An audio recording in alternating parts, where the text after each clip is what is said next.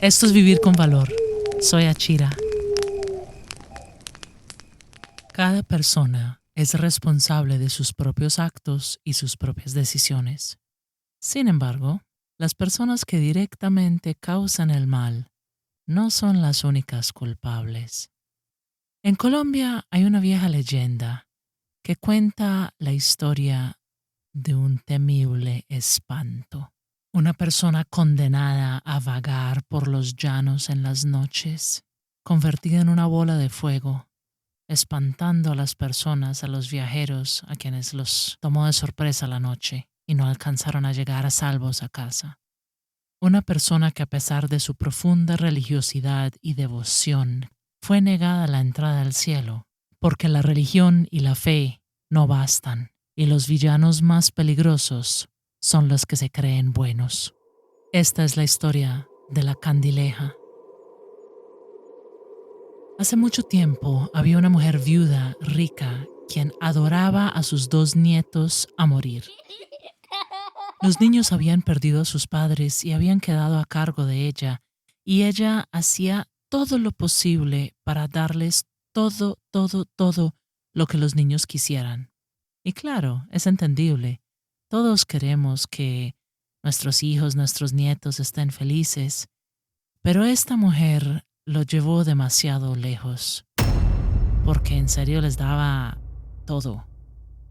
Nunca les negaba absolutamente nada, nunca les decía no, nunca les decía que algo no se debía hacer. Y por lo tanto, los niños se volvieron unas bestias. Ustedes han visto de esos niños malcriados que todo lo rompen, todo lo tiran, le pegan a la mamá, gritan groserías, se pelean entre ellos. Pues estos 2 hacían eso y más. Maltrataban a su propia abuela y ella los dejaba, diciendo, son solo niños, solo quieren jugar. No importara lo que hicieran, siempre tenía una excusa. Las amigas de la mujer dejaron de venir a hacerle la visita porque cada que venían los 2 niños se les montaban encima, les jalaban el pelo, les tiraban cosas, les dañaban los bolsos, eran crueles, se burlaban de ellas, las insultaban. Y cuando las amigas, las mujeres, se quejaban o los regañaban o le decían algo a la abuela, pues la abuela se enfurecía con ellas y decía, es que son niños, déjelos, son niños apenas, están jugando. Y claro, cuando los niños empezaron a crecer, cada vez hacían más y más daños. Empezaron a hacer daños en el pueblo, a cometer algunos robos, a lastimar a los animales.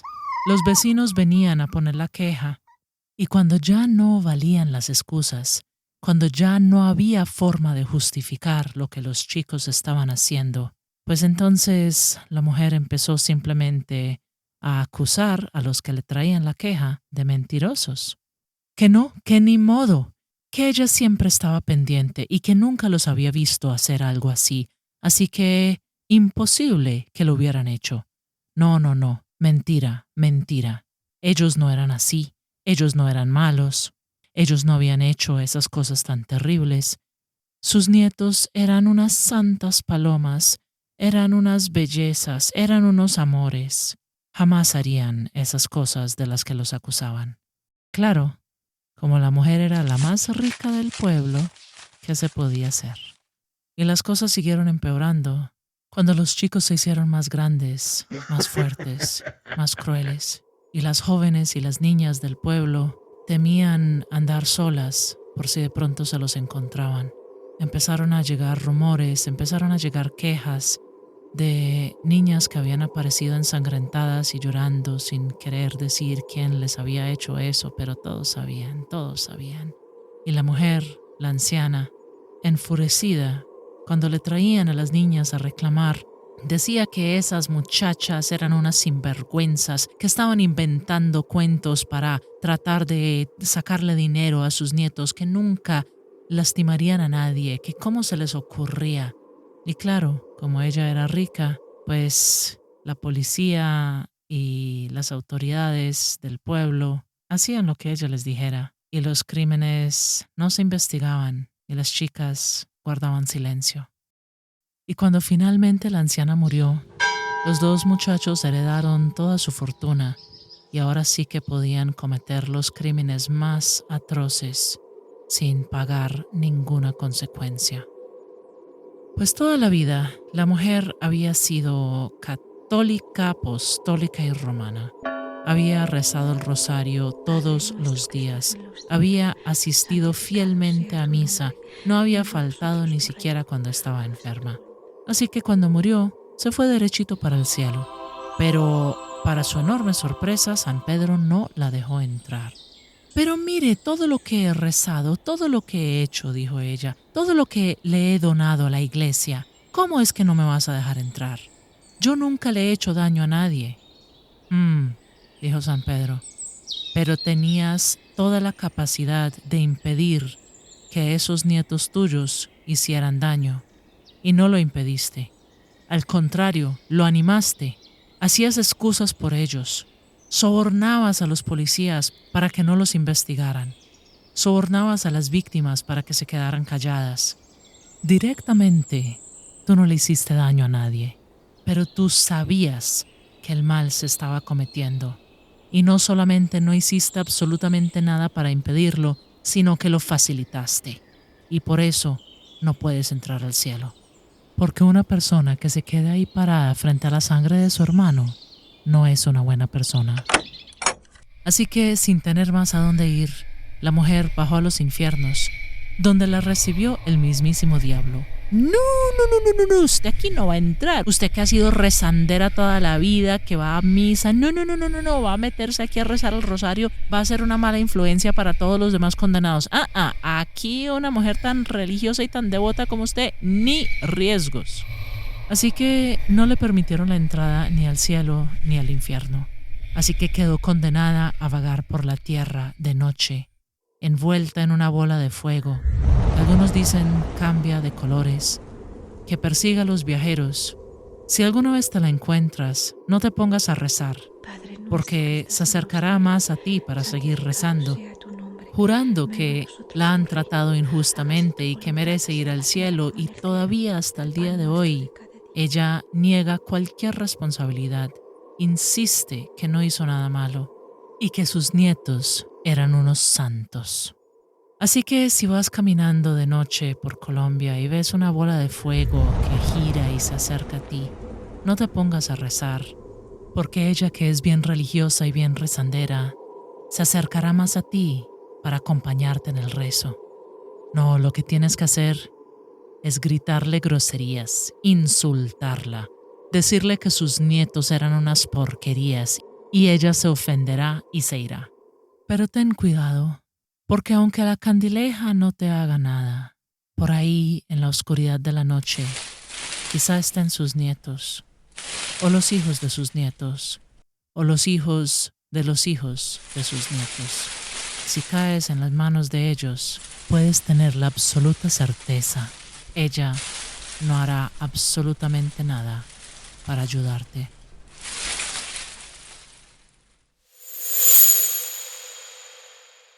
Ningún padre o madre o abuela o lo que sea es responsable por los actos y las decisiones que tomen sus hijos.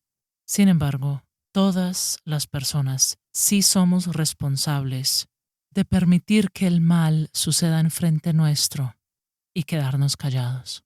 Todos, absolutamente todos, somos responsables, quizá no en la misma medida, pero responsables igual, cuando facilitamos ese mal, cuando hacemos excusas por el otro, cuando, pudiendo hacer algo, no hacemos nada.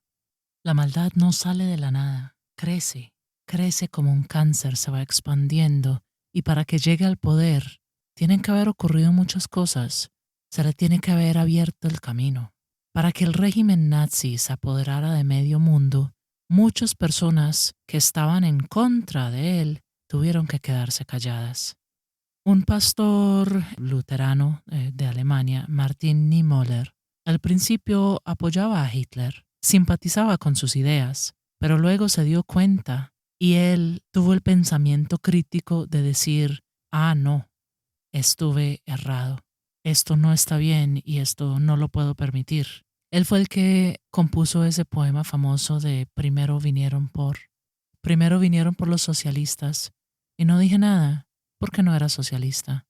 Luego vinieron por los sindicalistas y no dije nada porque no era sindicalista. Luego vinieron por los judíos y no dije nada porque no era judío. Y cuando vinieron por mí, para entonces ya no quedaba nadie que dijera nada. Y claro, es muy difícil alzar la voz cuando uno de pronto no tiene una posición de poder, cuando uno no es directamente responsable por el otro. Es fácil mirar hacia el otro lado y hacerse la vista gorda, decir, eso no es conmigo, pero es que todo está conectado, todo es con uno. ¿Qué cosas has visto o estás viendo de pronto que sabes que están mal? De pronto un colega que no hace sino contar chistes racistas, ofensivos, ¿no? Y bueno, tú no te ríes porque no te dan gracia, pero tú no quieres dañar el ambiente, así que mejor guardas silencio. Sabes que va a empeorar, ¿no? Sabes que al guardar silencio lo estás permitiendo, le estás diciendo a él que está bien, que no hay consecuencias. O por ejemplo, un amigo que trata bastante mal a la novia y a ti te molesta porque ves que es feo, pero es tu amigo y bueno, ella ya está grande, ella puede decir que no, ella lo puede dejar, eso no te incumbe y no quieres ser un metido. Pero, ¿hasta dónde va a llegar? Hay un proverbio del Medio Oriente que dice, no permanecerás de pie frente a la sangre de tu hermano, que significa, no tienes el derecho a quedarte quieto si ves que alguien está sufriendo frente a ti, que alguien está siendo maltratado. Si puedes hacer algo, tienes que hacer algo. Hay básicamente tres tipos de intervenciones, unas más fáciles que otras. La intervención más fácil y más segura es cuando una persona ni siquiera se da cuenta que lo que está haciendo está mal.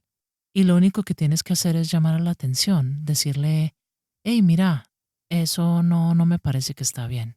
Y estás en un ambiente seguro, la persona no se va a enojar, no estás corriendo ningún peligro. Al contrario, puede que te lo agradezcan. Puede que digan, ve, nunca lo había pensado así, no me había dado cuenta, gracias. Esto yo lo he visto y me ha pasado a mí también.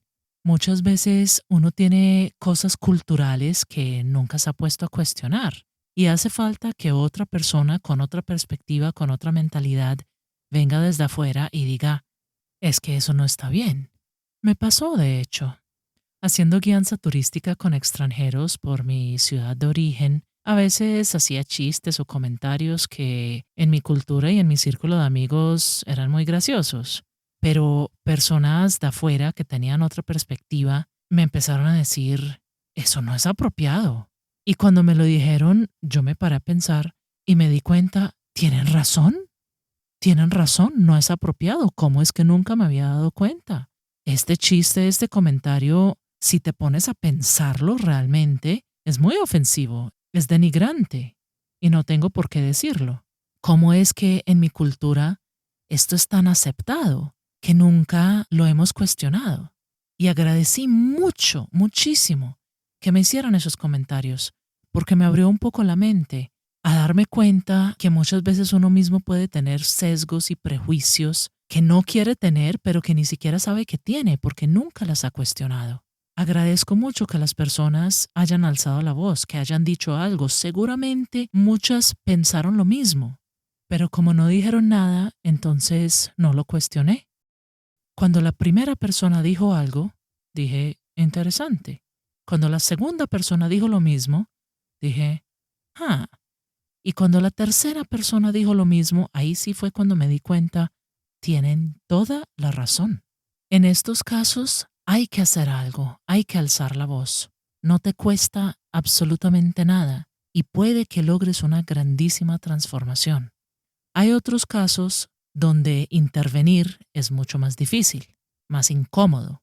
Por ejemplo, cuando es un amigo, un familiar, que uno sabe que no va a cambiar de parecer tan fácil, que no está tan abierto a críticas, por así decirlo. Alzar la voz en una reunión familiar, por ejemplo, cuando uno sabe que todos los demás se van a enojar con uno, uy, eso es difícil. especialmente porque casi todos tenemos una especie de candileja en la familia, ¿no? La tía que protege al marido borracho, los papás que siempre defienden a la hermana problemática porque es la menor.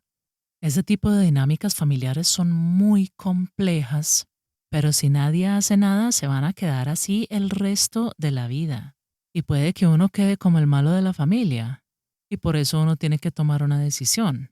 O sea, ¿qué es peor? ¿Quedar como el malo de la familia o quedar en la familia así, sin que nunca nadie diga nada, sin que nunca se altere el orden familiar, sin que nunca se cuestione, sin que nunca nadie muestre que está en desacuerdo? ¿Qué es peor? Eso solo lo sabes tú. Y solo tú podrás tomar la decisión correcta y solo tú sabrás cuál es la decisión correcta a tomar. O por ejemplo, que uno sabe que de pronto el amigo ya no quiera ser su amigo, que uno pueda perder una amistad. Eso es muy, muy grave, es muy difícil. Pero ¿qué pasa si no hago nada? Pues no cambia nada y yo me vuelvo cómplice, porque yo, al no decir nada, lo estoy aceptando. Estoy comunicando el mensaje de que no hay consecuencias y de que yo estoy de su lado, de que yo los apoyo, porque el silencio también es apoyar. ¿Qué decisión voy a tomar? ¿Qué tipo de persona elijo ser? ¿Elijo ser parte del problema y guardar silencio? ¿O elijo vivir con valor? Será difícil, y especialmente al principio. Al principio, si uno no está acostumbrado a alzar la voz, por lo menos eso me pasó a mí, cuando finalmente empecé a decirle a mis colegas, hey, no, eso está mal, ese chiste no es gracioso, eso no se dice, eso no se hace.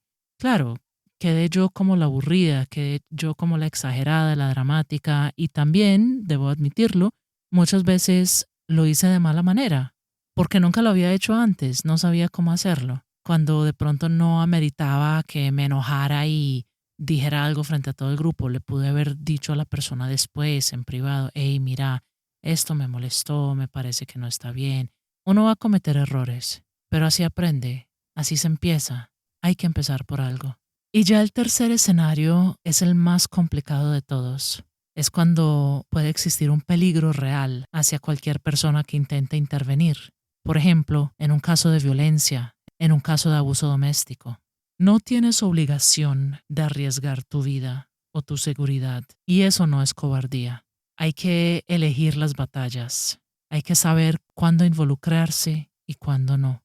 Pero si calculo que mi riesgo personal al intervenir es demasiado alto y que al intervenir realmente tampoco lograría nada, simplemente pondría en riesgo mi propia vida, pues tampoco tengo que no hacer nada. Puedo alejarme, pero puedo llamar a la policía. No tengo simplemente que lavarme las manos, porque uno nunca puede lavarse las manos. Todo es con uno, todo está conectado. Si uno puede hacer algo, así sea algo poquito, tiene que hacerlo. Porque si no hago nada, ya estoy haciendo algo. Ya estoy tomando un partido, un bando. Porque cada persona es responsable de sus propios actos y sus propias decisiones. ¿Qué decisiones estás tomando? ¿Son decisiones de valor o decisiones de cobardía? ¿Quién eliges ser y cómo eliges vivir? Te mando fuerzas. Te estoy pensando en este momento, aunque no te conozca. Te aprecio mucho y espero con todo mi corazón que puedas elegir vivir con valor. Gracias por escuchar mis historias. Ahora ve a vivir las tuyas.